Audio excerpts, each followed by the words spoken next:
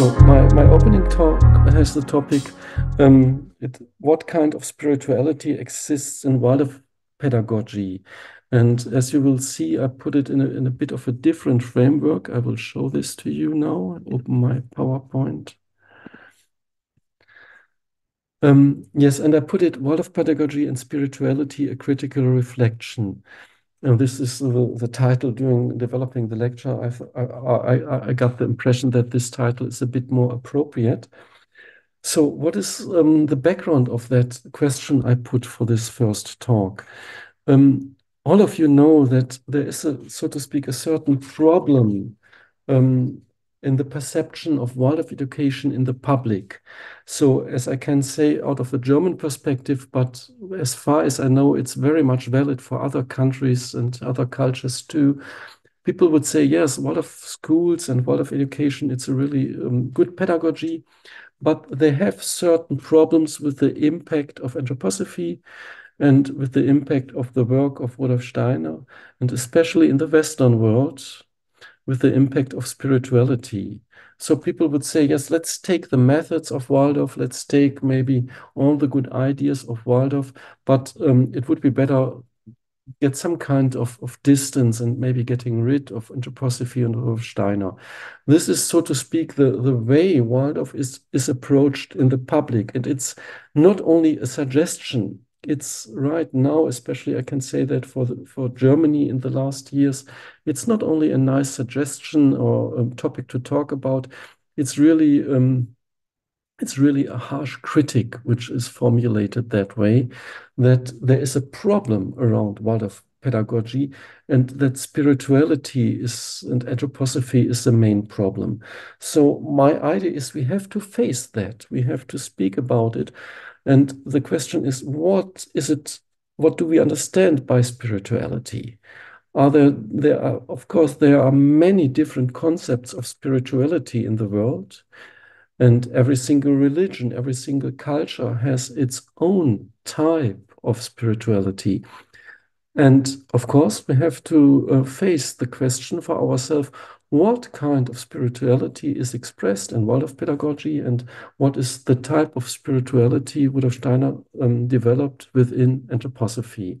And this is a question I would like to address. Just to see how it is reflected, this question in Germany right now, I give you a quotation of an article by Der Spiegel. It's a German journal. It has been published middle of August, and it's just about teacher training in Germany. And there has been an interview with students from Waldorf teacher training centers in Germany. And there is the quotation giving. It is said, in that training, some Waldorf teachers still learn the distorted worldview of anthroposophist Rudolf Steiner. So this is how it is regarded as something you cannot understand and which doesn't fit into our time. And the next quotation is said there, and it's meant at the Goetheanum, I finally felt like I was in a sect. So that's been a very much well-regarded journal in Germany said that. And this is what we have to face, that people really, they don't understand and they assume that everything around anthroposophy, everything around Waldorf education is some kind of a sect. And we are confronted with that problem. And as far as I can say for Germany, it has already this attitude, which has been increasing after the COVID time, that has already affected the number, for example, of students who are interested to do a Waldorf teacher training. This will be, especially by Jost Schieren, will be addressed, the question of how to find Waldorf teachers. But there is an effect how Waldorf is regarded in the world, if it attracts people or not. And if the assumption and if the judgment is like that, of course, it's very much difficult to find teachers and maybe even to find students for the schools. This is the situation we face, and this is the reason I want to address that topic. And I want to start with the question, what kind of spirituality exists in the world? And I would like to find or to suggest some categories of spirituality. Firstly, I would like to see what kind of categories of spirituality we can distinguish. And then I would like to ask in the second part of that talk, and I would like to ask, how does this different types of spirituality, how are they related to Waldorf education? And the first, I think, very much common category we can address, it's called the spiritual practice. And this is what is done by in a very personal way. But it's done if you do meditation, if you do yoga, or if you do a prayer or whatever. It's a personal decision, which is very much individual and which is valid for myself. So I enter my own personal life and connect a spiritual practice with my personal life. And it's some kind of a pathway of exercises. And this, I think, it's very much prominent within religious groups, but what I would like to focus on right now, this is also a very individual pathway you can have. And it's your own decision to do it or not to do it. And the benefit which can be developed by it is that it's some kind of getting an inner strength, having a bit of a clear development of your own soul life. It gives you maybe some rest, and you're getting calm and confident. And due to those benefits, many people, they do have a spiritual practice within their own life, and it's some kind of which accompanies their daily life and is introduced into their daily life. And interestingly, that has been something prominent during hundreds of years, centuries. Every culture has a spiritual practice like that. But in our time, especially in the Western world, we have the new development that this spiritual practice is some kind world view free. So what I mean by this, normally a spiritual practice is connected to a certain worldview. So it comes with a certain religion, it comes with a maybe certain philosophy. But nowadays you can do a yoga course, you can do yoga, and it's not at all related to any concept of spirituality. It's just good for you. We do it just because it gives us some inner strength or something like this, like that. But it's not connected to a worldview anymore. And there is a German philosopher, Thomas Metzinger, and he is very much prominent on a, so to speak, materialistic philosophy, and he's totally against spirituality, but he is very much in favor for a spiritual practice because it has this benefit of self-improvement and self-development. And even out of the brain research science, people say this is good for brain development. If we do meditation, if we do yoga, it's a good tool for our brain development. So in our time, we have a spiritual practice, which is not, it can be, but it's not necessarily connected to a certain worldview anymore. And this is something new in our time, I would say. And of course, we know that there is also a certain spiritual practice which is connected to anthroposophy. And it would be for me almost not possible to disconnect it, to say, yes, we take anthroposophy as a meditation pathway, we take it as a spiritual practice, but we are not interested in anthroposophy itself. So there we would say this would be, I think it can be discussed in this, maybe in this session too. The question is anthroposophy as a worldview, so to speak, necessarily connected to the spiritual practice? My answer would be yes, but it would be interestingly to speak about it.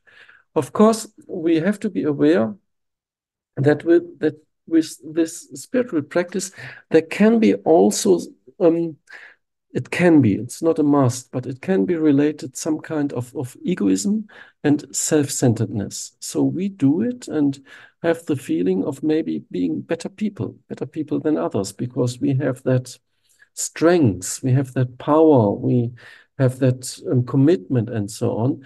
And you can often find in spiritual communities, and also I think you can agree also within anthroposophical movement, this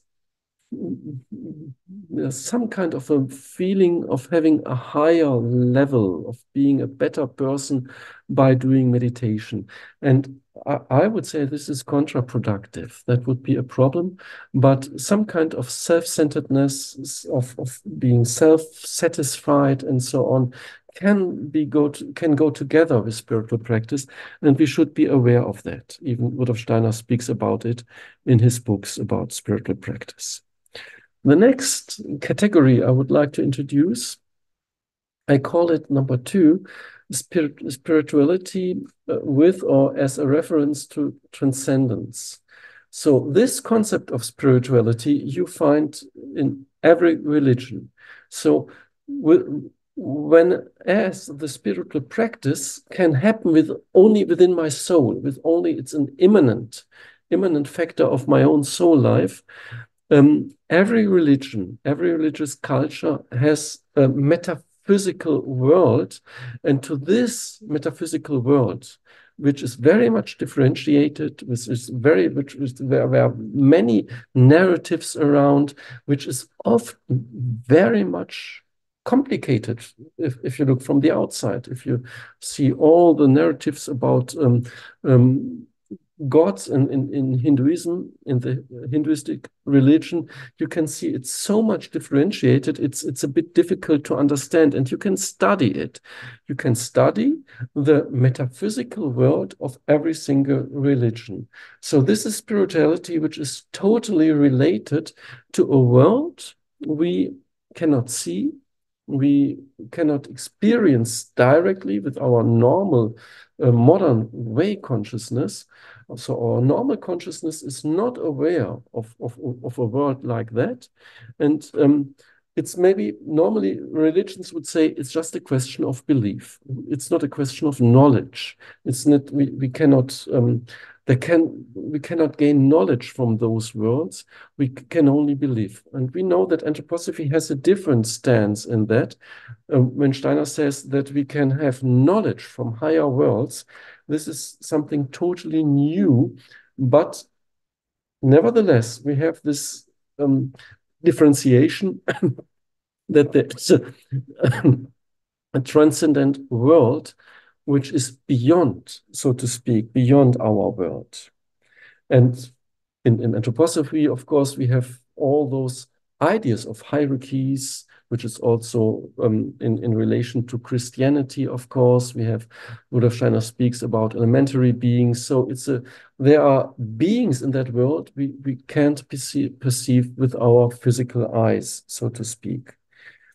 And whereas the first kind of spirituality mainly refers to the will, because we have to do it, we have to decide to do it. This second type of spirituality mainly refers, I would say, to our feeling sphere. And what it does, it is very much culture and community building. So if we look back into the history of religions and until nowadays, every religion creates a community. And it's questions of total devotion. It's question of being part of a group, it's not about individuality in those religions. It's always that we want to be part of a bigger community and that we bring in ourselves. And this is a relief. We are so much relieved from ourselves. So whereas the first spiritual practice is very much an individual thing, we only can do it by ourselves. The second is very much a community thing, which builds up a community. And of course, we have to be aware, as I said, there is devotion in it. There is also always some kind of dogma in it, because what a religion teaches, it's like a mountain which there's no discussion around it. You know, the moment you start to discuss or criticize a religion, it's in the very moment a problem. It is something which is given, and it has to be solid and fixed. And it's just, this is the strength which is within every religion, that it can't be discussed. And of course, we are in a bit more liberal time, but if you go back into the Middle Age time of Europe, the moment you ask a question, it's really yeah, you have to fear for your life, because religion and a religious dogma, it cannot be discussed. And this is also, of course, the tendency and the problem, that with this kind of spirituality, there goes with a certain kind of dogmatism. It's implicit, because you may not discuss something or have a liberal approach to something which is given. Although we are, of course, in a time we are used to discuss everything and criticize everything, the religion functions in a different way, so to speak. But of course, there is a big development in it. The next type of spirituality I would like to describe, maybe those are not the best words, I would like to describe as spiritual experiences in a broader sense, in a wider sense. So this is, I think this is also very much individual, because this is some kind of spirituality which is normally not related to spiritual practice. Of course, people can do it, but this kind of spirituality is not related to spiritual practice, and it's not related to a metaphysical world, and not related to religion.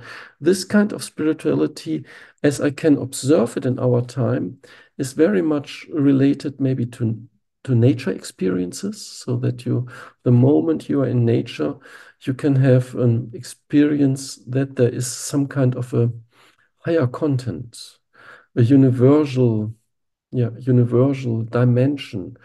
If you see the stars, if you see the cosmic phenomena, you see there is a world which is much more than I am. And this can be the overwhelming experience of nature for some people.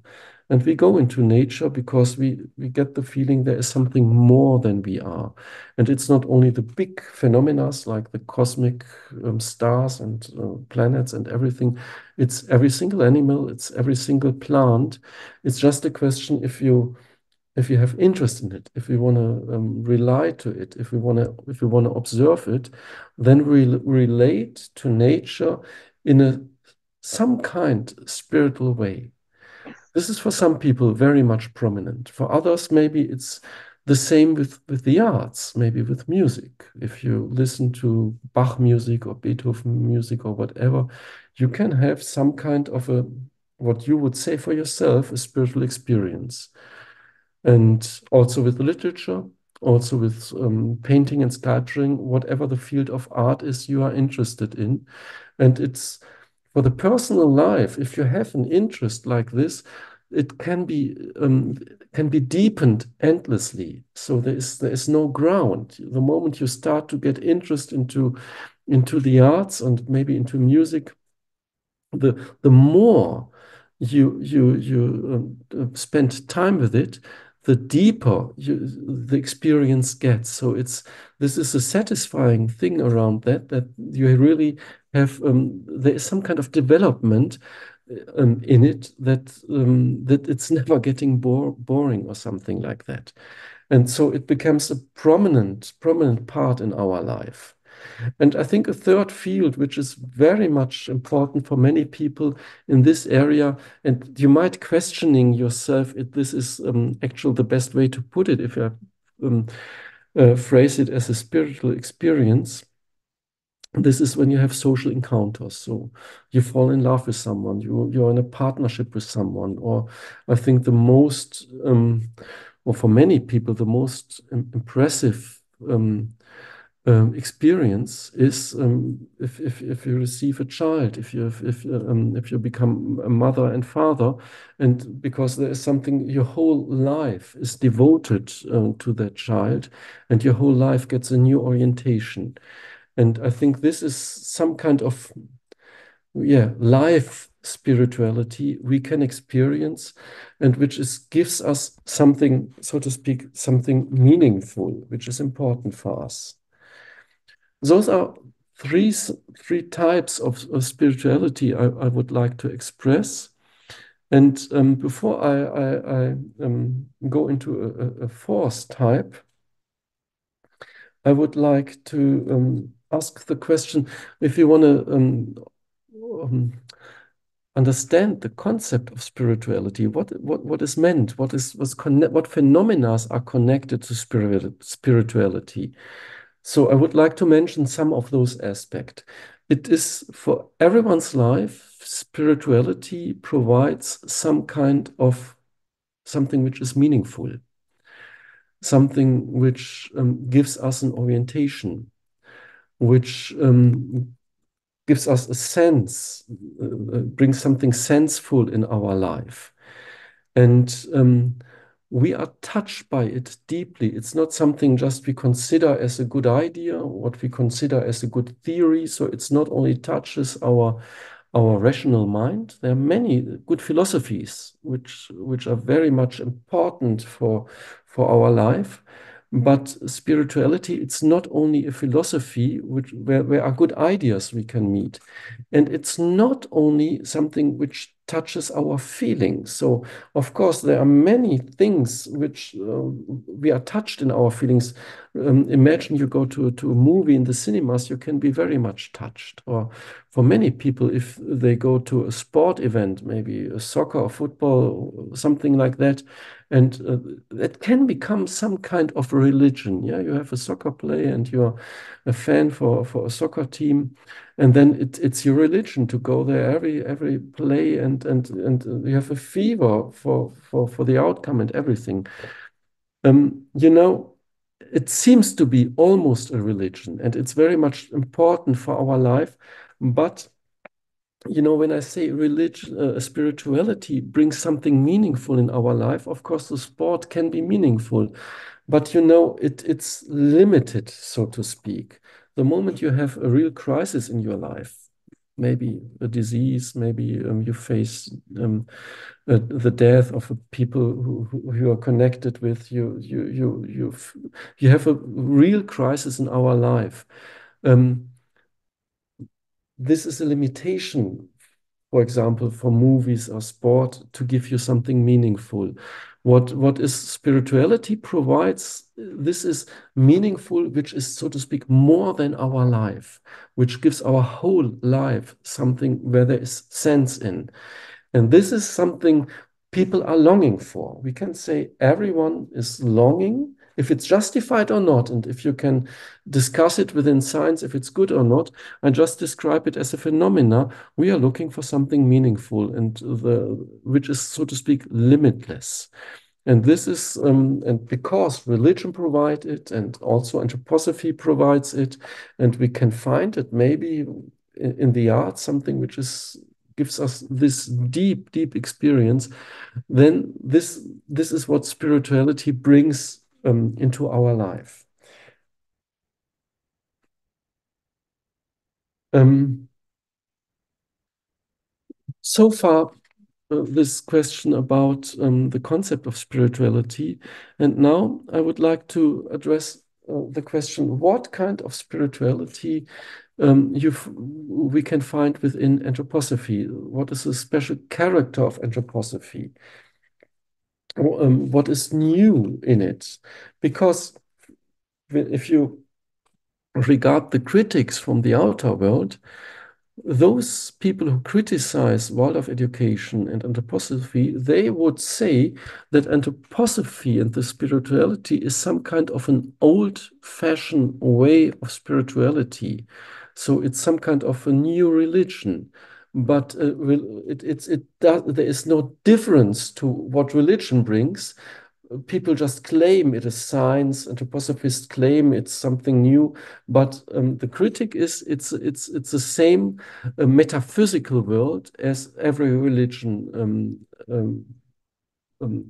provides. And this is the problem around anthroposophy. And I think we can say that this is some kind of a misunderstanding, and we have to be very much clear and point it out that there is a misunderstanding and that there is really some new kind of spirituality in anthroposophy. In order to understand that, we have to be aware that from the age of enlightenment, there is some kind of a contradiction and opposition. What does the age of enlightenment brought in our time? This is individuality and freedom. So this is something really new, which hasn't been provided by the old religions like Catholic religion. Individual freedom is something which is also part of our society life, democracy and everything. And this is based on the free use of our rational mind. This is the new power of the age of enlightenment in the 18th century, that it refers to the individuality and the capacity of every free personality to use his or her rational mind. And in the same moment in history, when that happened, there was a contradiction and opposition to a concept of spirituality, because spirituality is undermining individuality. This is understanding. It is the big community of the churches. It's not about individuality.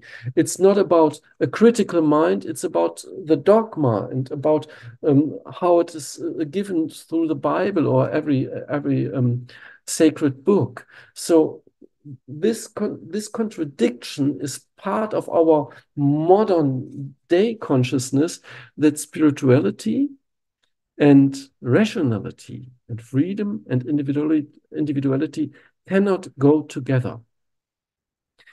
And that we reach that freedom through our own thinking, this individual thinking, this is very much important in the philosophy of the age of enlightenment. There has been also a critical view on it, for example, by Goethe.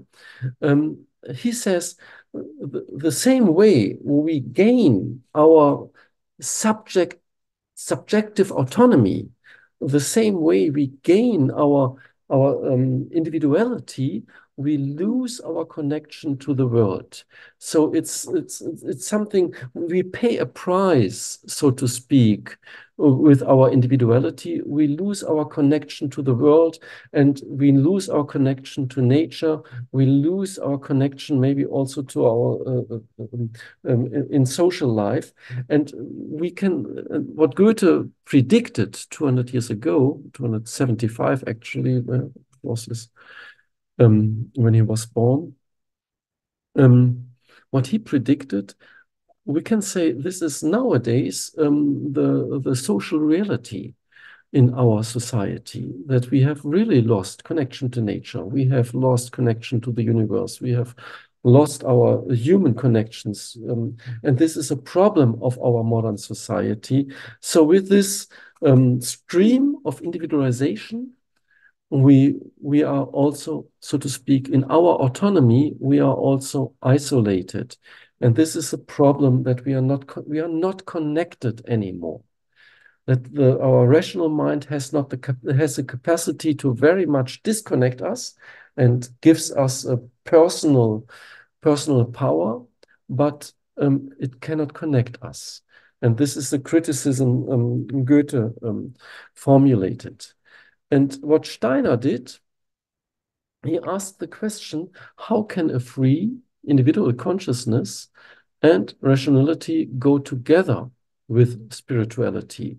So his project, which he calls anthroposophy, is about not undermining the rationality, not getting rid of an free individual consciousness and going back into the age of pre-enlightenment age. This is what, for example, a German professor says, Heiner Ulrich, he says that anthroposophy is a way back. It's that we want to get rid of our modern consciousness and go back into old religion. But this is what I would say is a misunderstanding. The new thing Rudolf Steiner tried to develop is how can we find a way which is based on our individual consciousness and based on rationality, and which brings us into a metaphysical spirituality and connects it. And his approach, I would like to go into it a bit. His approach is that he says we do it by deepening our cognition. His approach is in the very beginning in his philosophy, it's a so to speak, a philosophical or epistemological approach. He had the idea that we have the problem in our modern day consciousness that this consciousness is built upon imaginations, mental images, and representations. And if we reduce our consciousness only to mental images, if we reduce our consciousness only to representations, we don't find spirituality in it anymore. But if we overcome it, if we develop our epistemology, as Rudolf Steiner suggested in his main book, Philosophy of Freedom, if we do overcome this restriction, we enter a spiritual, or we touch a spiritual impact within our own cognition process. And he describes it in the following way. I would like to dive into it a bit right now. He says, our normal consciousness is built upon mental images about representations. This is our normal worldview, which is related to our senses, our ears and eyes, and all our senses. And out of that, we have our representations. And there is this is a limit, there's a border we cannot overcome. And he says those mental images, those representations, they are, so to speak, the end product of a very productive process. And we have to widen our consciousness. We have to overcome our restriction to the mental images and to get a consciousness of what is going before we enter that stage of mental images, because it's always happening, but we are not conscious in it. So we have to enter our pre-consciousness realm. This is what he calls observation of the soul, the pre-consciousness realm, which leads into the world of mental images. And there we found our human eye, which is on the one hand related to, or it's on the one hand active in the field of observations. And through our observation, we have perceptions from the world. So the human eye enters the world through the activity of observations and receives perceptions from the world. And this is something which is the world bringing to us. And on the other side, this human eye has a thinking activity, and this thinking activity leads to concepts. And out of those perceptions and out of those concepts, we build our mental images, we build our representation. But it's an end product, as I said, it's a final product. It's fixed and it's not fluid anymore, it's not movable anymore. But the realm of the cognition process, the realm of real observation and thinking processes, this is a very much an active realm, which is a spiritual activity of our own eye.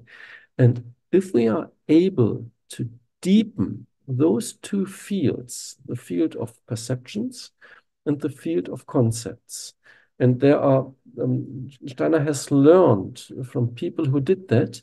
He learned from Goethe to deepening the field of perceptions, and he learned from Fichte, Johann Gottlieb Fichte, to deepening the world of concepts and find something which is based on itself, find a spiritual concept, a spiritual reality in those two realms. This is what Goethe's phenomenology provides, that we find a spiritual world in our sense perceptions. And this is what the idealistic philosophy around Fichte and later on also Novalis provided, that we find a spiritual reality in our concepts. And therefore, the pathway of anthroposophy, which is described as the soul observation, means to deepen those two fields of observation, perceptions, thinking, and concepts. And by that, we overcome our mental images, and we have an inner spiritual experience in our soul. And this is a new way which can be done by every individuality, which is not a question of belief, but it's to apply the phenomenological method to our own cognition process. And out of my understanding, this is the central point of Steiner's anthroposophy.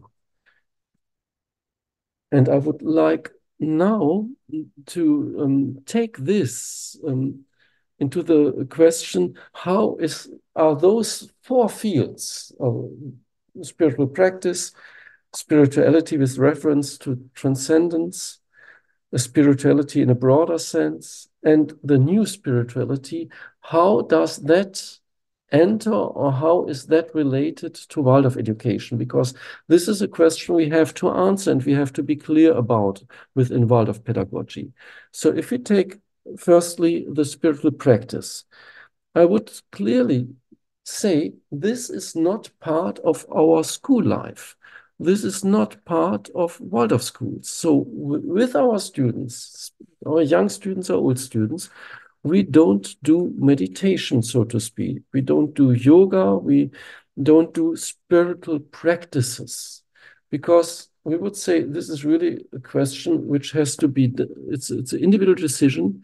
It has to be done by every personal, and we don't want to bring it into the classroom as something which should be done there.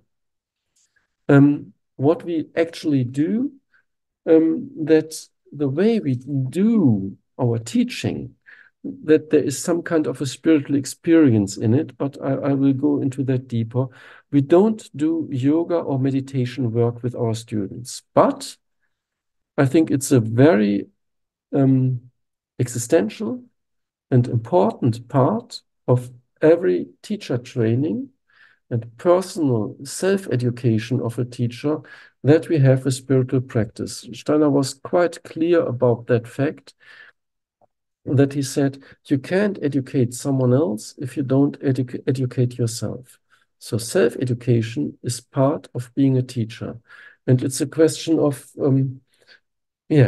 that this is the only authentic way to be a good teacher, to work on yourself. And this is some kind of a teacher responsibility, that we work on ourselves. There are many professions in the world. We can do just a good job without working on ourselves. Of course, life experience means always work on ourselves. But for being a professional teacher means to do self-education. I have never found, and please correct me, I've never found a word that the only way to do self-education as a Waldorf teacher means or is connected to be forced, so to speak, to do the anthroposophic pathway. So I think Steiner, and this is also my understanding of Waldorf education, it means everyone has to find the pathway which is appropriate for him or her. It's not an obligation to do an anthroposophic schooling to be a good Waldorf teacher. It's a free decision to do. Of course, if you do it and you see there are fruits in it, and you see it's connected, anthroposophy schooling and being a Waldorf teacher, I wouldn't deny that this is good, but I would never firstly, you cannot force someone to do it because it's a free will, and what pathway someone chooses. If it's a yoga way or whatever, it's a decision of the teacher, him or herself. But the self-education has to be done. The way it has to be done, it should be a free decision. This would be my conviction in this field. If you go to the second field, the field of religion, spirituality with reference to transcendence, I would say we don't teach. Firstly, what's written here? First, I would say, of course, every single Waldorf school has its relation to a certain culture. If you do a Waldorf school maybe in Europe, maybe it's mainly related to Christian culture in every single country, mainly, not absolutely. And if you do it maybe in other countries, it's related to Islamic culture, it's related to Hinduistic or Buddhist culture, Jewish culture or whatever. So the religion it's a certain religion, and if a Waldorf school starts to work in a certain country, let's say maybe in Asia, in India, or whatever, of course, it's an Indian religious culture, which is the background for the children. It's a background of the teachers, and it's totally clear that this is a culture for the Waldorf school, and this is a reference for the Waldorf school. So what I would clearly say, I cannot see that Waldorf schools are mainly related to Christian culture. And this is why I would say, if we bring in religion in a Waldorf school, we bring it in relation to the culture where the Waldorf school is. So in Europe, it's maybe mainly Christian, but of course it has changed meanwhile. And in other countries, it's their religion and their culture. And we don't do Christian pedagogy. It's not meant that we teach Christianity. If a Catholic church or Protestant church creates a school in India or China or whatever, of course, they want to bring Christianity to India and China. If a Waldorf school starts to work in those countries, they want to do good school, good Waldorf teaching. But it's not the purpose to teach religion. And we have to very much be clear about it. And if we bring in religious narratives in relation to the culture, we don't do it in order to teach religion. Just to say, if we, in a Waldorf school, maybe third grade, we have Bible stories or something like that, and from the Old Testament, it's not to teach religion. We don't teach Jewish or Christian religion by that. If Steiner would have that in mind, if that would have been Steiner's intention, why did he stop after that? Why is there a fifth grade, maybe the New Testament, and sixth grade, and so on? So if it should be teaching religion in the school, there shouldn't be an end. And therefore, I would say, no, it's the Bible story is an example for in the third grade. It's not to teach religion, but the religious narrative of the Bible stories. It's the big development, how to find your individuality in relation to a universal religious world, to build up your personality. This is what the third grade Bible story is about. And we have to be very much aware that if we do something which has a religious content, that this religious content, it's not out of ideology, it's not out of the religion, but it's pedagogically based. We have a pedagogical reason to do it. For example, in Europe and other countries, there is a big Michael festivity in this time in September, and there are many Waldorf schools who do it. And of course, it's a spiritual content. And maybe it has been developed because for Rudolf Steiner, this angel, Michael, is a very much prominent figure in anthroposophy.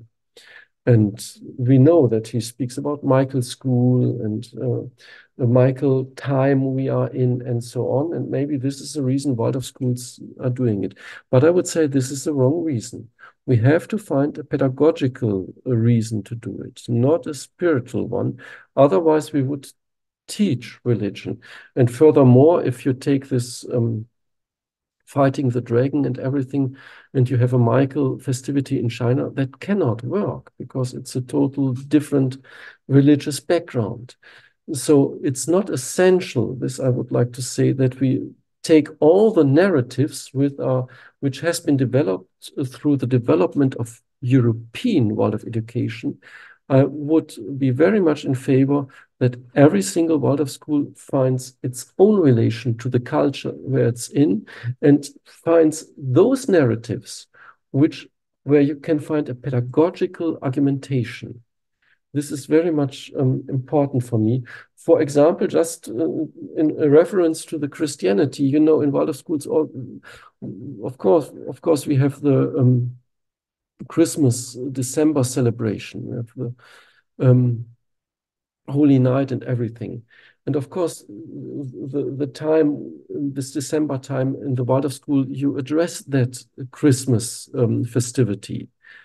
And it's a wonderful religious story about a child which is born, and about the animals, and about this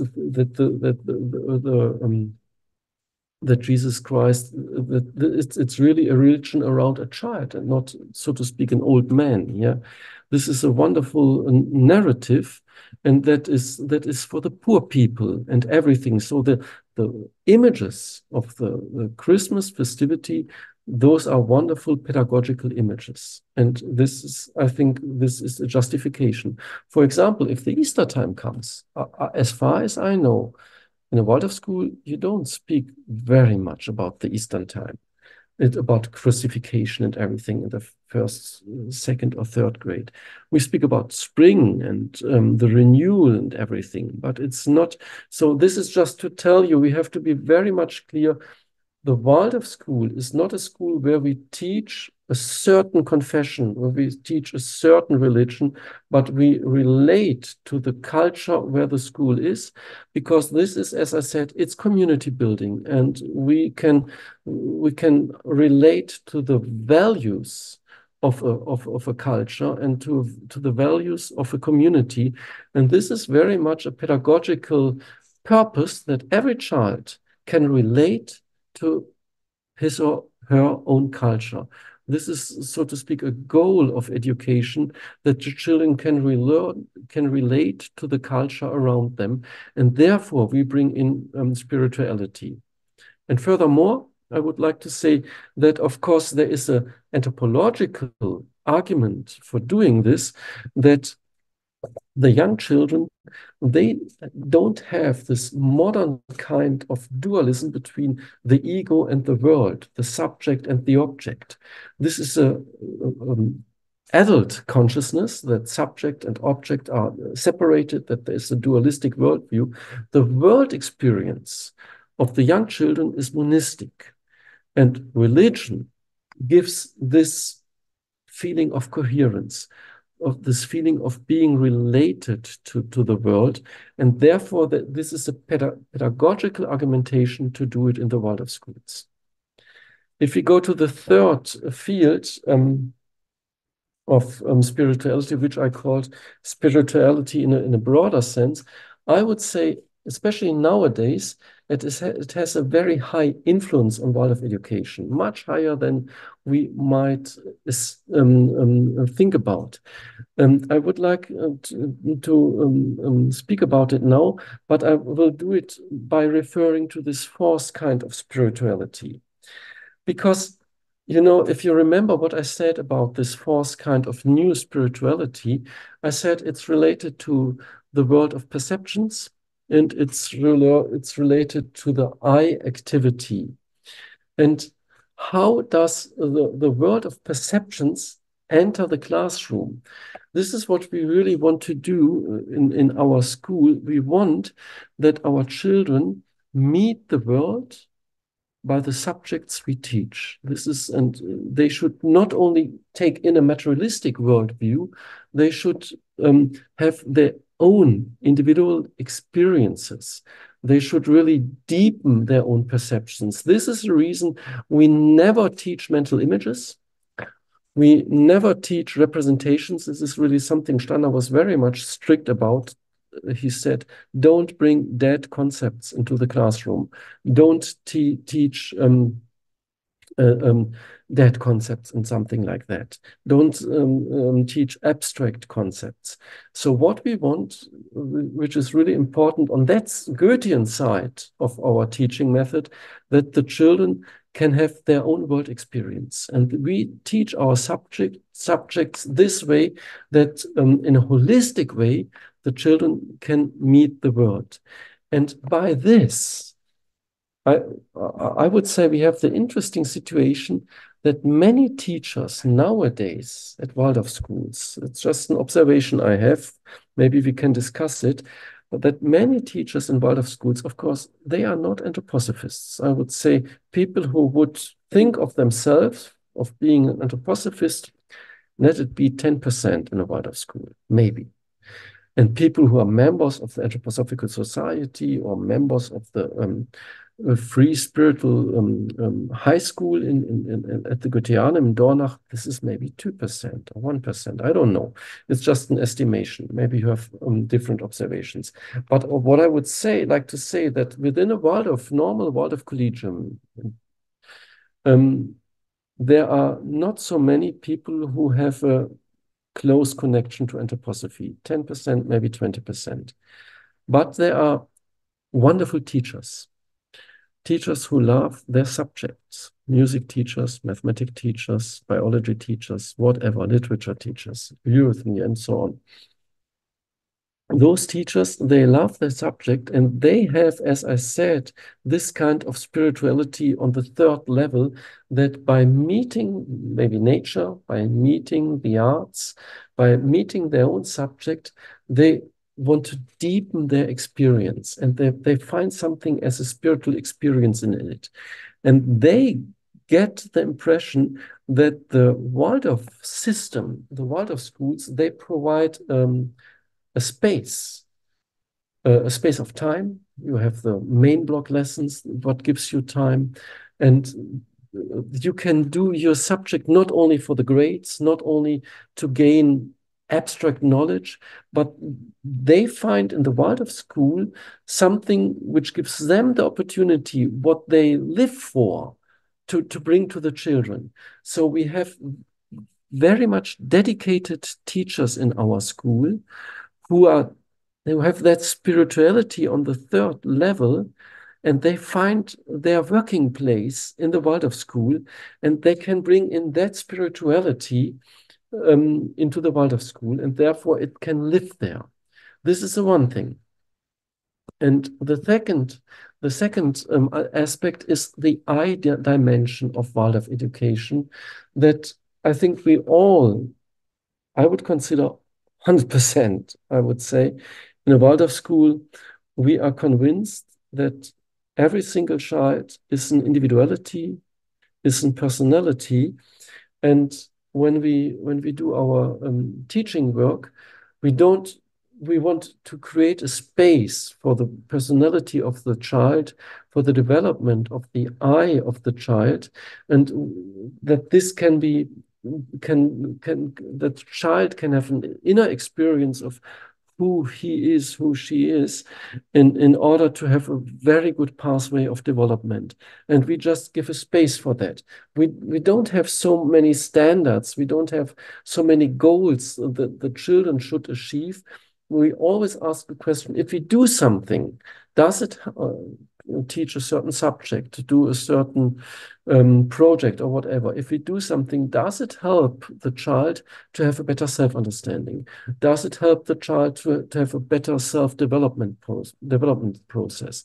This is what we really want to do. And this is the spiritual dimension of Waldorf education, is deepening the encounter of the world and deepening the understanding of the human eye. And therefore, this aspect of spirituality, I would say, yes, it is part of the world of education. And this is the reason the arts have such a prominent role in our system, because on the one hand, in every single art, we meet the world. Art is always meeting a material in the world. It's always meeting something which is outside. But what we meet in the outside, let's do maybe painting. We experience the colors, they belong to our soul. Let's do music. The melody and every single music activity, it's a soul activity.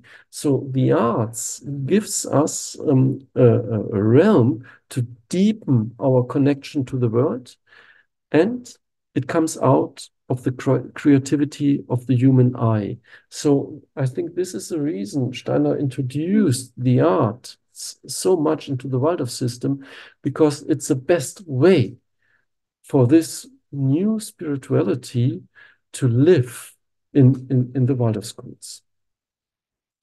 Yes, I think so far my presentation. I thank you so much for your attention, and I finish with this last words. And I'm happy to have a conversation with you. Thank you for your attention.